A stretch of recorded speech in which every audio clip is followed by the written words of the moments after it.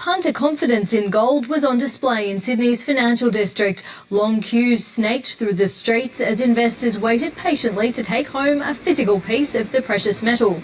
Gold watchers say the flight to safety is a vote of no confidence in the chaotic economic policies coming out of the White House. Independent economist Saul Eslake joined me. Saul Eslake, welcome to Close of Business. Thank you for having me. Saul, it's not just the decorators in the White House clamouring for gold. Investors are literally lining the streets. What is this telling us about the mindset of investors? Well, it's clear that fear of missing out is a motivation for, in particular, retail investors. It probably has been for some professional investors as well. Sadly, history, going back at least to the stock market debacle of the late 1920s, tells us that when retail investors are panicking about missing out, the top could well be within reach. Some analysts say this particular flight to safety is a direct vote of no confidence in Donald Trump's economic policy. What do you think? I think there's a great deal of truth in that. One of the many ways in which the Trump regime is trashing America's brand is in eroding the confidence that investors and central banks around the world have long held in the US bond markets and the US dollar as a safe haven in times of uncertainty, even if, as during the global financial crisis, the US has been the principal source of that uncertainty. We've seen US bond yields go down and the US dollar go up as people from around the world have sought to buy US government bonds and hence US dollars in order to protect themselves from the great unknowns. But on this particular occasion, the response of much of the investment community, while it's been to buy stocks in the US that are at new record highs, has been to sell US bonds and to mark the US dollar down. The US dollar has fallen by more than 10% since President Trump was inaugurated at the end of January against an index of the world's other major currencies. Against some of them, it's fallen by more than that. And gold is one of the very few alternatives as a safe haven, along with the Swiss franc. And so in that context, it is very clear, I think, that investors have been looking to gold rather than the US dollar as a safe haven. Mind you, this is something that's been going on for quite some time before President Trump returned to the White House.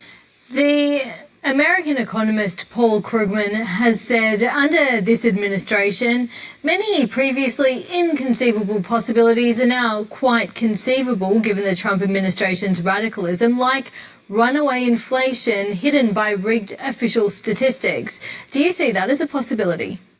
Well, you couldn't rule out the possibility, given, for example, that Trump sacked the head of the Bureau of Labour Statistics for producing figures that he didn't like and has been moving to appoint people to positions like the Bureau of Labour Statistics and the Federal Reserve based solely on their personal fealty to him rather than to their competence. So that sort of thing can't be excluded. It has happened in other autocracies, but there's no evidence that it is happening as yet. I think the greatest concern that investors have, and it is one of the factors that's led to the erosion of the safe haven status of the US dollar so far this year, is the risk that President Trump could undermine the independence of the US's central bank, the Federal Reserve. His effort to fire Governor Lisa Cook on what are now clearly spurious allegations of mortgage fraud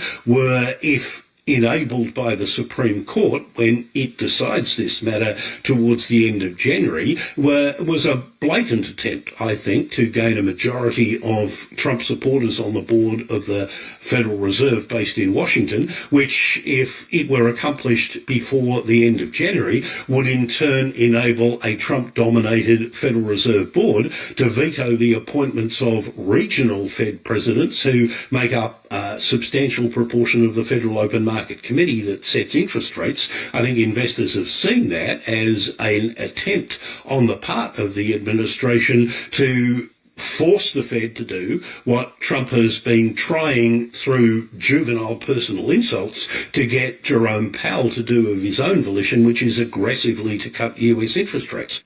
And just very briefly, Saul, back onto the gold price. Goldman Sachs is tipping it could hit $5,000 an ounce by December 2026. What's your view about where the gold price could go? Do you have one? Well, I've always thought that trying to forecast the gold price is a mug's game, given the difficulty in determining what actually drives the gold price, let alone where it might drive it to suggest that the gold price would get to $5,000 would have seemed fanciful as 6 to 12 months ago. But given that it's now over $4,000 and that there is a very clear risk that President Trump will succeed in stacking the US Federal Reserve Board and thus, as I said, undermining international confidence in the US financial system and the US dollar's role as a safe haven, while I wouldn't necessarily predict $5,000 myself, you couldn't rule out that possibility. Saul Eslake, thank you so much. It's a pleasure. Thank you for having me, Alicia.